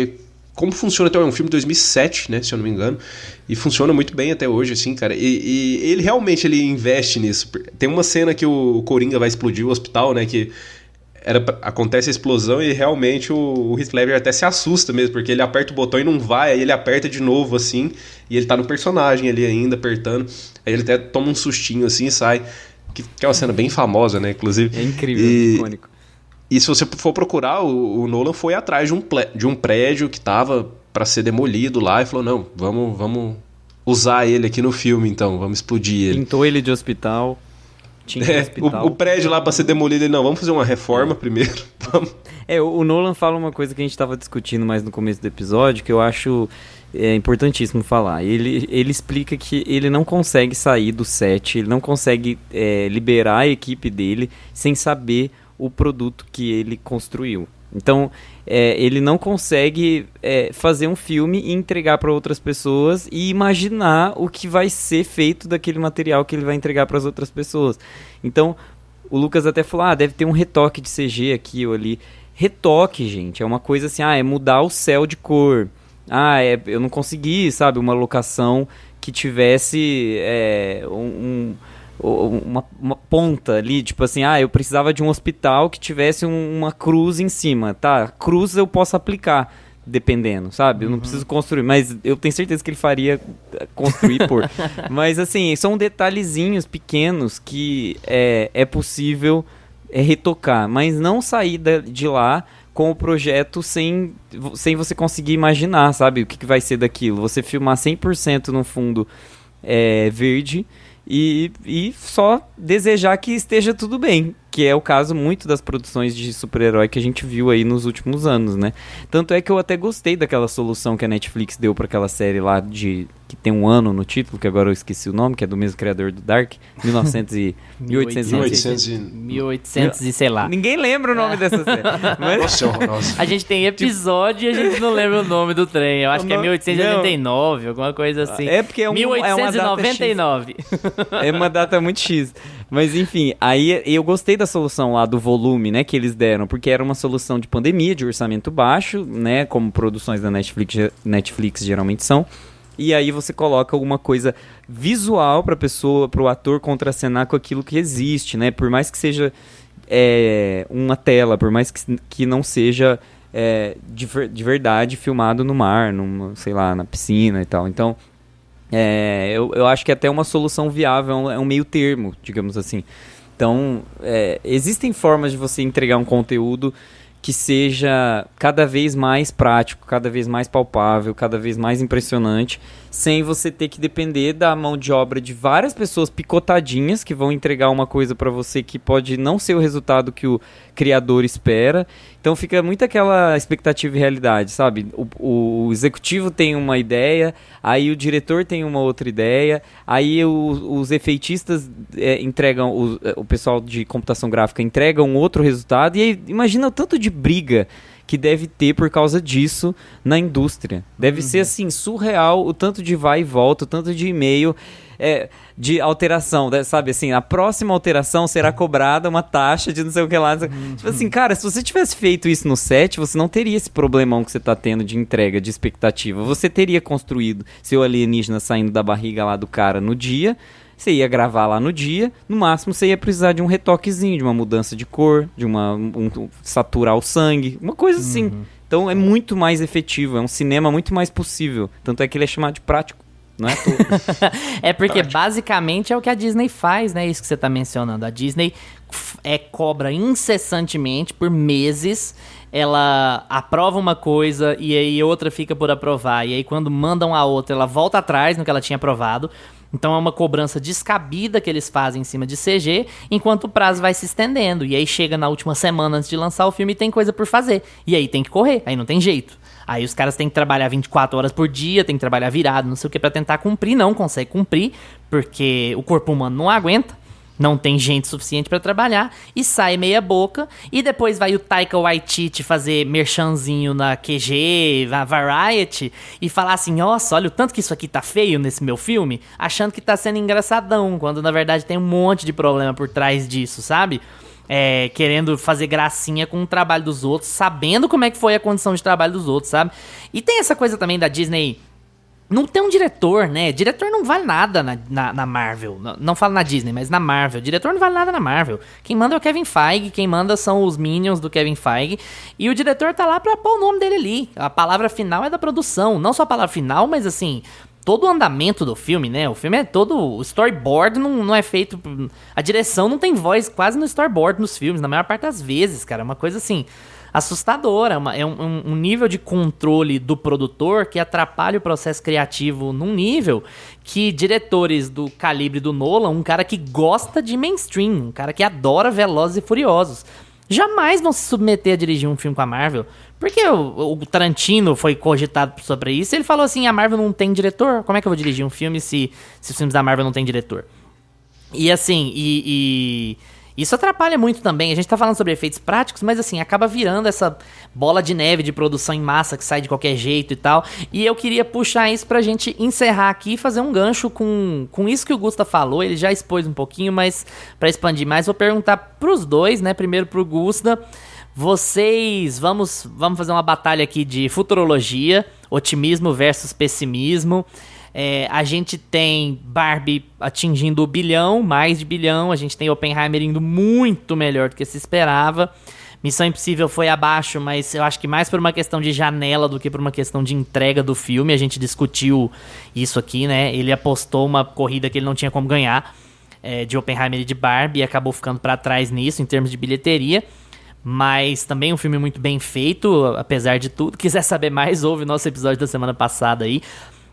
Mas eu queria perguntar pro Gusta, assim, você tem otimismo com relação aos rumos da indústria? O fato de a gente ter essas mega bilheterias e o cinema voltar a ser assunto fora da nossa bolha, com filmes que são majoritariamente práticos, pode ou vai representar uma tendência para um cinema de mais cuidado no mainstream? Ou, na verdade, é só uma fase o que a Marvel tá passando e a gente vai ter essa computação cebosa aí pro resto da vida, assim? Se for depender do George Miller, a gente vai ter um outro Mad Max só em 2035, mais ou menos, porque ele demorou 16 anos pra fazer esse filme, Mad Max, A Estrada da Fúria, que saiu em 2015. Então, assim, eu não coloco minhas expectativas nele, mas eu acho que não vai ter um ponto de virada da indústria. Eu acho que o que vai acontecer é a gente... Barbie 2, Barbie 3, com diretores piores, com produtores com mais voz. Obrigado. E mais computadorizados, né? É bem isso, é bem essa pegada. Eu acho que a gente vai ter um reforço dos diretores de assinatura, que vão continuar fazendo os filmes deles por apoio dos estúdios, porque os estúdios vão confiar cada vez mais neles, mas esses caras estão envelhecendo. Então, a gente tem aí, gente, Scorsese, né, a pronúncia aí você que escolha. A gente tem o Nolan, que já são diretores aí já batidão já na vida, gente. São diretores já velhos, então... o Tom Cruise, ele já tá dando pra entender que ele tá velho, entendeu? Não dá... Você já olha pra tela... Não tá conseguindo enganar mais. Ele não tá conseguindo mais enganar. Então você tá tendo pessoas da velha guarda defendendo uma coisa que pra gente que faz crítica de cinema, né? Assim, que é abelhudo com o cinema, a gente sabe que é uma coisa óbvia, mas eu não sei se o grande público tá ligado nessa exigência que precisa ser feita, sabe, pros estúdios e, gente, exigência é tipo assim, não assistir o filme no cinema se você acha que ele não deve ser assistido no cinema. É o que a gente não fala que, vocês têm que assistir esse filme no cinema porque ele é feito pra isso, sabe, tipo, se vocês acham que o próximo filme da Marvel não vale a pena ver no cinema, porque vai ser a mesma coisa, o mesmo efeito visual de sempre, a mesma história de sempre, espera sair no VOD. Eles vão parar de fazer aquele filme pro cinema. A gente, como espectador, óbvio que assim, sendo muito otimista e acreditando no capitalismo, a gente sinaliza Aí, fudeu. com o nosso poder, como o nosso poder de consumidor, de sinalizar uma coisa financeiramente negativa para o estúdio, a gente está sinalizando: o público não está interessado nesse tipo de produção. Oppenheimer fez 500 milhões, Barbie fez 1 bilhão. Então, vamos olhar para produções que são feitas nesses moldes e estão lucrando muito? O problema Então, é que ao se o invés de eles público- fazerem a leitura de uma direção boa, com um cinema cuidadoso e perfeccionista, eles vão fazer a leitura de que o que dá lucro é filme de boneco. Eles vão fazer, então os estúdios vão fazer uma leitura absurdamente errada de porque esses filmes estão sendo bem sucedidos, sabe? Ai, vamos fazer da Suzy, da Polly Pocket, das Bratz. e Hot tudo Wheels mais. dirigido pelo J.J. Abrams. Não estou inventando, isso é verdade. Já fizeram um Tron, era isso, essa pegada. Speed Racer também teve, mas Speed Racer é um ótimo filme. Inclusive devia estar aqui na lista. Vira briga depois. Speed Racer é um bom filme ou não. Vai virar confusão. Nome do próximo episódio. Mas eu tenho essa sensação um pouco mais negativa, assim, viu? Pra ser bem sincero, de que eu tava tentando ser otimista, você me jogou um balde de água fria. Eu acho que a tendência é a gente agora ter continuações, mas assim, isso não acontece com o Nolan, por exemplo, entendeu? Diretores de assinatura não caem em... ele não vai ser convidado para fazer... Pode até ser convidado, mas não vai fazer, como você mesmo disse. Ele não faz filme de nicho para tentar coisas novas. Ele sabe muito bem o que ele sabe fazer. Ele gosta de fazer aquele tipo de filme e ele vai continuar fazendo aquele tipo de filme. É uma coisa que ele fala. Ele fala assim... o pessoal pergunta, e se você quisesse fazer... por exemplo, o Mágico de Oz, sabe? Tipo, uma releitura do Mágico. Eu não vou fazer, eu tenho meus interesses, eu tenho meu capital. Mágico já de Oz, filme protagonizado por uma mulher. É perigoso ele pôr um homem, né, pra fazer a Dorothy. Gente do céu, chega, sabe como Pô, a Dorothy pra morrer e contar a história do espantalho, sabe? O espantalho tá muito triste porque a Dorothy morreu e aí o espantalho vai atrás de quem matou a Dorothy. Matar a mulher, né? Ele mata. Ele vai colocar o Kaique Brito, sabe? A Bernadette do Chocolate com Pimenta pra fazer a Dorothy. Provavelmente vai ser bem essa pegada.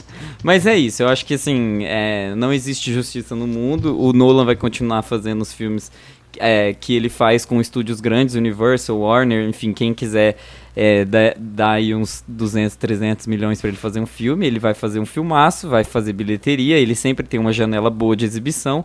Então eu acho que é isso, a gente vai ter alguns presentinhos de alguns diretores de assinatura de vez em quando, mas os grandes estúdios não vão notar positivamente esse boom, né, do Oppenheimer e Barbie. E aí, Lucas, otimista ou pessimista com o futuro dos efeitos práticos e dos diretores de assinatura no cinema mainstream? Cara, eu de verdade eu tô otimista. Tô otimista porque eu vejo que tá crescendo esse movimento. Porque hoje isso é mais debatido. Não sei se pelo boom das redes sociais, se pelo cansaço, né, que tá todo mundo desses filmes, como os filmes da Marvel, né, desses filmes com excesso de CGI. Então eu tô vendo um cenário... Acho que na minha cabeça tá bem assim o cenário desses filmes de julho agora, né? Porque a gente que acompanha cinema falou-se muito sobre isso, né? Sobre os efeitos práticos, sobre os efeitos visuais. A gente teve Barbie, a gente teve Oppenheimer, a gente teve o Missão Impossível, que todos eles têm muito efeito prático. A gente teve o Flash e o Indiana Jones agora, desse mês também, do mês passado, né? Que já tem mais efeitos visuais digitais ali, né? Já tem muito CGI. E, cara, a gente teve muito filme mainstream, assim, com uma estreia ali muito perto uma da outra, alguns até no mesmo dia, né? E que ficou muito fresco na memória, assim, pra gente fazer essa comparação, né? Já era um debate que já vinha crescendo, né? Tá todo mundo cansado de ser tudo tela verde, vamos fazer uma coisa mais real. Ao mesmo tempo, a gente sempre teve o Nolan ali fazendo os filmes dele, sempre, né, com muito efeito prático.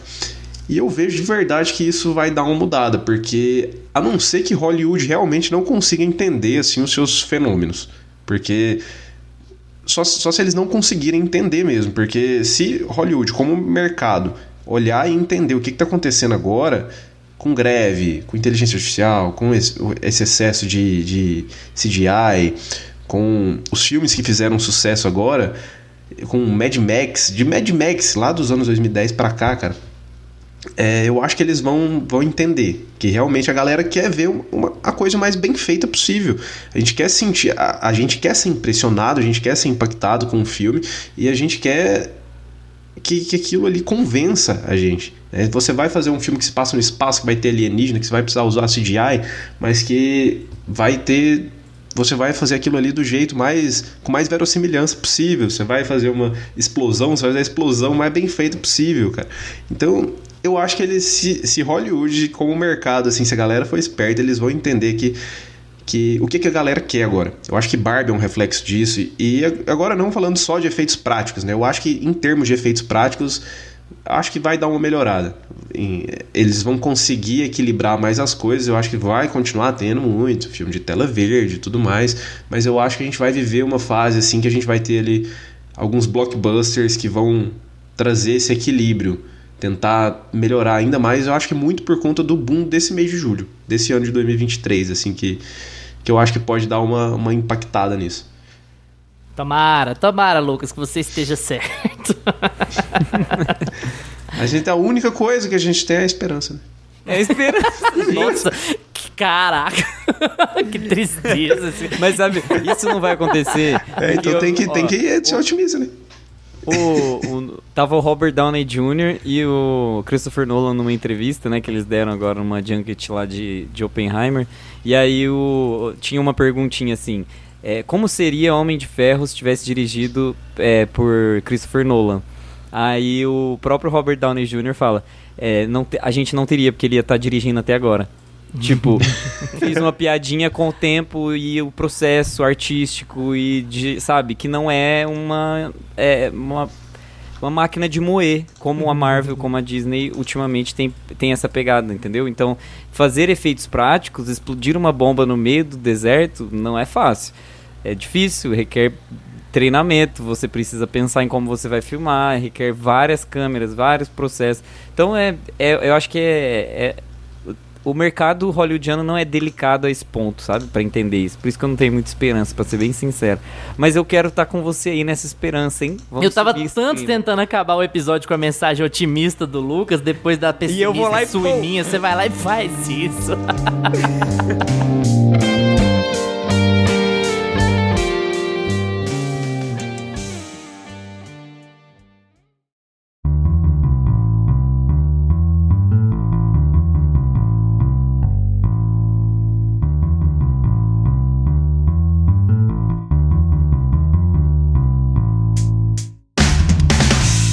Agora é com vocês. E aí, a gente cometeu alguma grande heresia? Deixou o seu filme favorito de efeitos práticos de fora dessa lista? Jogue a culpa no Gustavo, o telefone dele é 219. 21 é Rio, gente. Vou mudar pro Rio, hein? Quem tiver a passagem. Não se esqueça de comentar aí com a gente o que você achou do episódio, se a gente deixou o seu filme favorito de fora, se vocês concordam muito com a gente, se discordam. Vamos estender essa conversa no Instagram, no Twitter, @meiapantufa, porque a gente sempre troca ideia por lá. Valeu pela atenção de vocês. Tchau, Gusta. Tchau. Tchau, Lucas. Tchau, galera. Lembrem-se de seguir a gente nos seus agregadores de podcasts preferidos: Spotify, Apple for Podcasts, Deezer, Amazon Music. Terça-feira que vem a gente tá de volta com mais Meia Pantufa pra vocês. Tchau! Este podcast tem locuções de Lucas Meleiro e Carla Ribeiro e edição de Luiz Leão.